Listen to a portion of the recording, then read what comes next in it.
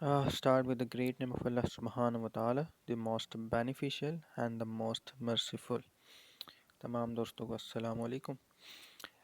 अच्छा, business law and taxation का final exam उसके हवाले से सर ने लास्ट क्लास में 6 क्वेश्चंस डिस्कस किए थे।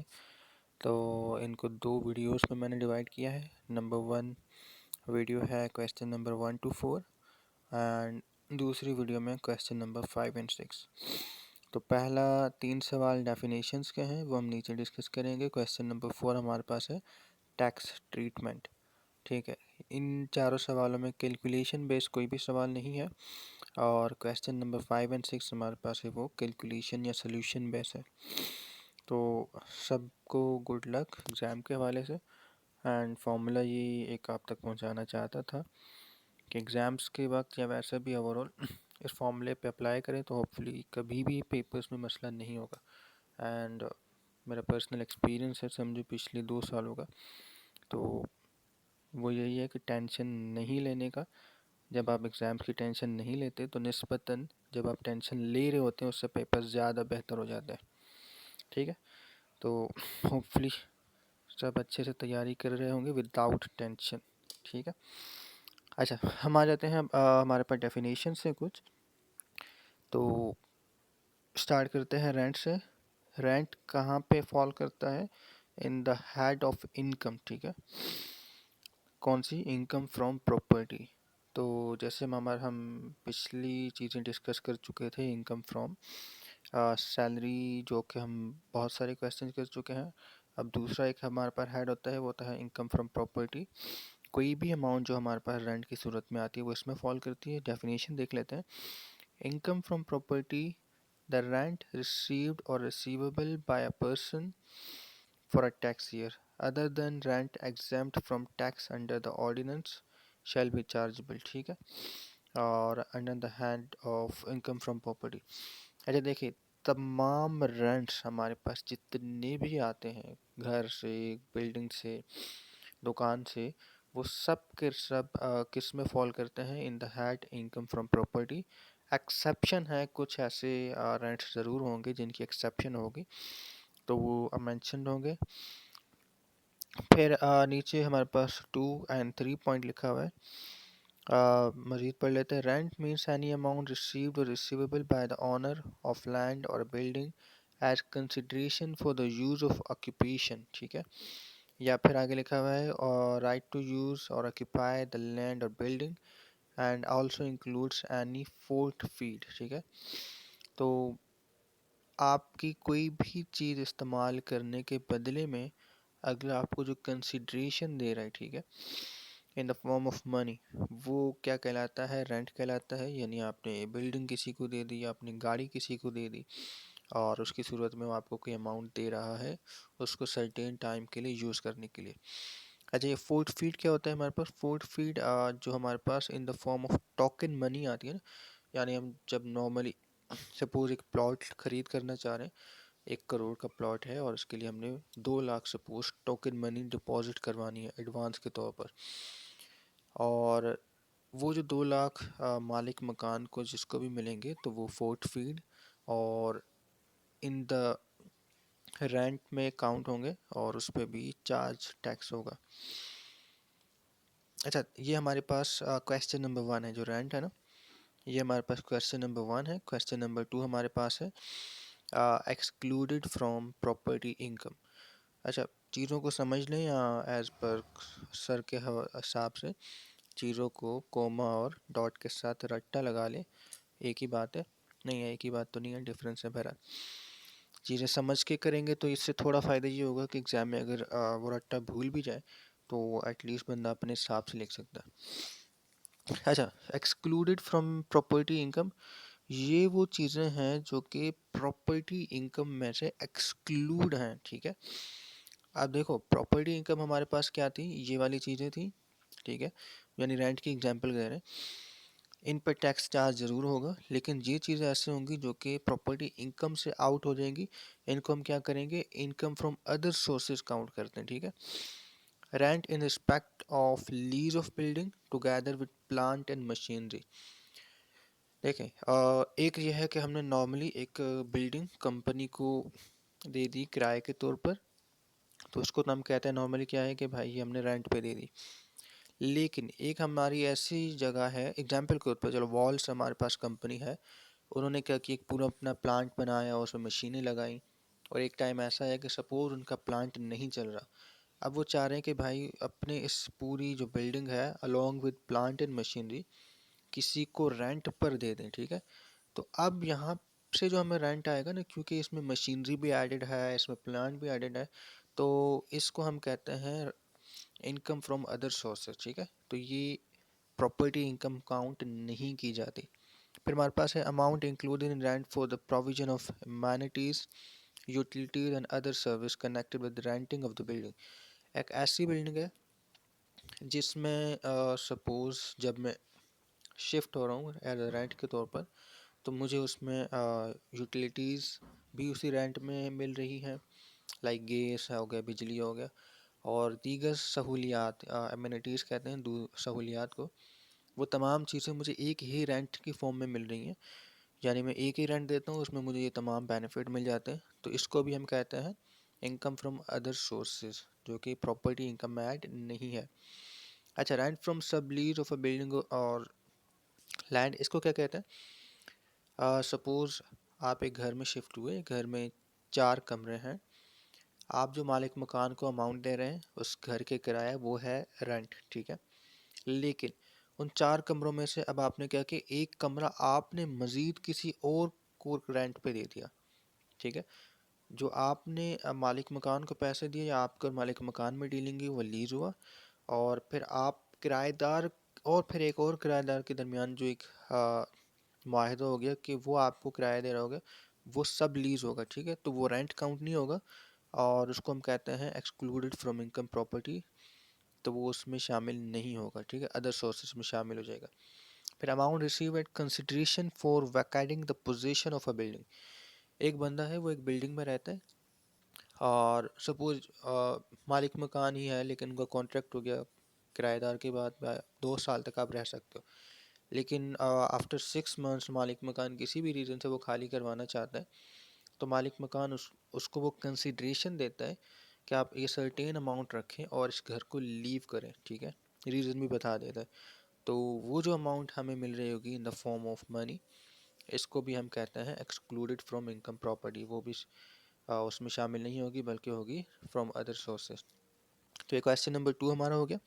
क्वेश्चन नंबर 3 हमारे पास जो है वो कहलाता है कैपिटल एसेट।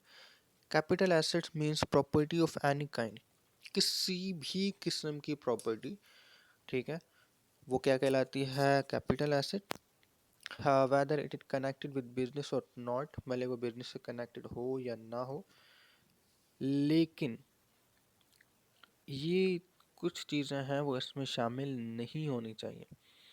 यानी कोई भी स्टॉक इन ट्रेड हो, कंज्यूमेबल स्टोर्स और raw material held for the purpose of business, ठीक है। यानी हमारे पास ऐसा रॉ मटेरियल मौजूद है या फिर कंज्यूमेबल स्टोर्स आइटम्स मौजूद हैं जो कि बिजनेस के लिए मौजूद है ना, तो वो हमारे पास कैपिटल एसेट से आउट हो जाती हैं, एक्सक्लूड हो जाती हैं, ठीक है। कैपिटल एसेट क्या है?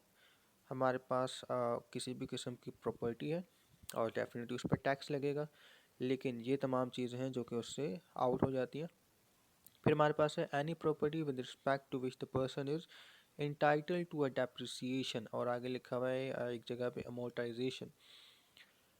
एक ऐसी तमाम वो चीज़ें जिन पर डेप्रिसिएशन काउंट होती हो, ठीक है, या अमोर्टाइजेशन काउंट होती है, वो भी कैपिटल एसेट से आउट हो जाते हैं। लाइक हमारे पास बिल्डिंग है, बिल्डिंग पे डेप्रिसिएशन काउंट होती है, फर्नीचर पे, गाड़ी पे, ये तमाम चीज़ें हैं जो कैपिटल एसेट नहीं कहलाती। या अमोर्टाइजेशन है, अमोर्टाइजेशन किन चीज़ों पर होती है, जो कि नॉन टेंजिबल होते हैं, लाइक हमारे पैटेंट्स हो गया, गुडविल हो गया, ठीक है। तो ये तमाम चीज़ें कैपिटल एसेट से आउट हैं।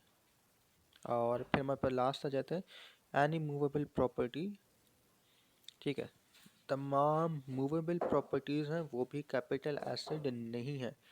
कैपिटल एसेट में शुमार नहीं होते, लेकिन आगे लिखा हुआ है एक्सक्लूडिंग, ठीक है। अब ऊपर भी लिखा हुआ था नॉट इंक्लूड, नीचे भी आ गया एक्सक्लूडिंग। तो सर ने बताया था excluding, sorry, exclusion under exclusion is inclusion, ठीक है। थोड़ा इसको समझिएगा, थोड़ा डिफरेंट कॉन्सेप्ट है।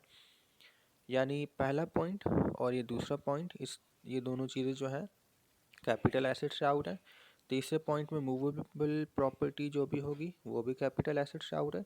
लेकिन मूवेबल प्रॉपर्टी में सर्टेन चीज़ें ऐसी हैं जो कि अभी भी कैपिटल एसेट में काउंट होंगी। वो ये है हमारे पास, पेंटिंग हो गया, स्कल्पचर हो गया, ज्वेलरी हो गया, रेयर स्क्रैप हो गया। बस इन चीज़ों के थोड़े नाम आपको याद होने चाहिए, ठीक हो गया। तो हमारे पास 3 क्वेश्चन थे, कोशिश की है उनके कॉन्सेप्ट समझाने की। एंड हमारे पास फिर क्वेश्चन नंबर 4 है जो कि इस वीडियो का लास्ट क्वेश्चन है। तो ये हमारे पास सेम असाइनमेंट नंबर 3 ही है, टैक्स ट्रीटमेंट था इसमें हमारे पास, तो इसको हम डिस्कस करेंगे। और सॉरी, इसका क्वेश्चन मिसिंग है हमारे पास, सॉरी है मौजूद है बल्कि, सॉरी। अच्छा, इसको डिस्कस कर लेते हैं। वो कह रहे हैं कि भाई Qamar retired from the company as marketing manager, कब? दिसंबर 2020 में। उसको ये चीज़ें मिली सेटलमेंट के तौर पे, लीव इनकेशमेंट। यानी लीव इनकेशमेंट वो अमाउंट होती है कि आप लीव यानी छुट्टियां आपको कंपनी की तरफ से अवेलेबल थी, आप छुट्टी कर सकते थे। और अगर तो आप वो छुट्टी नहीं करते तो उसके बदले में आपको सर्टेन अमाउंट दी जाती। तो वो जो छुट्टियां इस बंदे ने अवेल नहीं की, बल्कि उन छुट्टियों में भी वो आता रहा, तो उसके बदले उसको इतने पैसे दिए गए जो कि under the head salary income आते हैं। फिर इसको 20 लाख की अनअप्रूव प्रोविडेंट फंड मिला, 15 लाख का अनअप्रूव ग्रेचुटी मिली। एंड गाड़ी जो उसको, अच्छा गाड़ी वाला कॉन्सेप्ट समझिएगा। इस बंदे को कह रहे हैं कि भाई provided to him by company at the written down value of 5 lakhs, जबकि उसकी मार्केट वैल्यू कितनी है? 20 लाख। गाड़ी जो है रिटायरमेंट के बाद गाड़ी उस बंदे को कंपनी ने दे दी 5 लाख में, जबकि गाड़ी की उस वक्त कीमत कितनी है? 20 लाख, ठीक है। समझते हैं आगे। इसमें हमने simply simply in the form of अंग्रेजी बस इसको डिफाइन कर देना है कि कौन सी चीज़ किस तरीके से कहाँ फॉल करती है।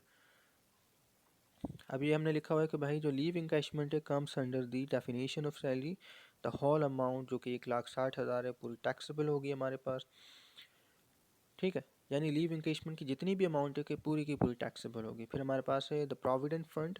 अच्छा, प्रोविडेंट फंड के दो कॉन्सेप्ट है, समझिएगा गौर से। एक हमारे पास है अप्रूव्ड प्रोविडेंट फंड, एक होता है अनअप्रूव्ड प्रोविडेंट फंड। हमारे पास जो अनअप्रूव्ड प्रोविडेंट फंड होगा वो जितना भी होगा ना, लाइक इसमें 20 लाख है, वो पूरा का पूरा टैक्सेबल होगा। लेकिन अगर यहीं पे सवाल हमारे पास आ जाता कि अप्रूव्ड प्रोविडेंट फंड, तो फिर आपने ना वो वाला कॉन्सेप्ट अप्लाई करना होता है। मिसाल के तौर पर थोड़ा डिस्कस कर लेते हैं। 20 लाख, सवाल आया अप्रूव्ड प्रोविडेंट फंड, तो फिर या तो इधर एक परसेंटेज थी या फिर हमारे पास 1,50,000 था, ठीक है।